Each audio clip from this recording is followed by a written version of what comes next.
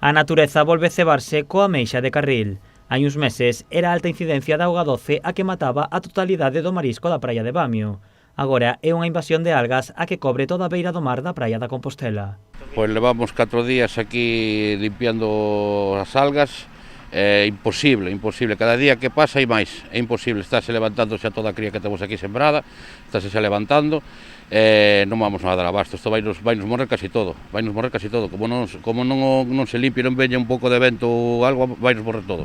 A situación dentro do mar aínda é peor que o que se ve nas imaxes. As mariscadoras aseguran estar desesperadas. As algas chegan á rodilla, hai casi 1 metro de espesor de algas.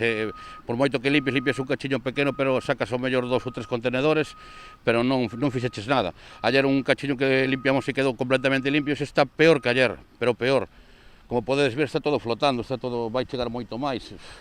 Non sabemos o que facer, estamos desesperados.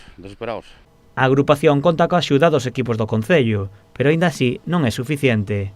Sí, o Concello a verdad que se está portando estupendamente, mándanos unha pala, mándanos chimpíns, mándanos axúdanos, me imagino que non que pode, pero non é suficiente, Isto tiñamos que ter unha, non sei, máis xente aquí traballando que nos axudara, pero é imposible que limpiemos isto, imposible. As mariscadoras temen un desastre como o de Bamio, o que suporía a morte de máis de 30.000 kilos de ameixa. Pois aquí, a maioría que hai aquí, a maioría cría.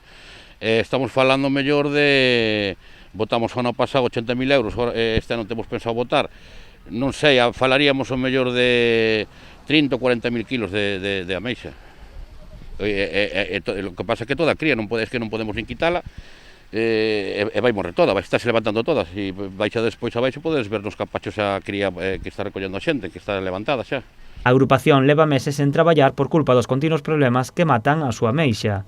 A única opción que lles queda é solicitar o cese de actividade. Advirten que se non lle aceptan e perden todo o marisco, poderían estar máis dun ano sen traballar.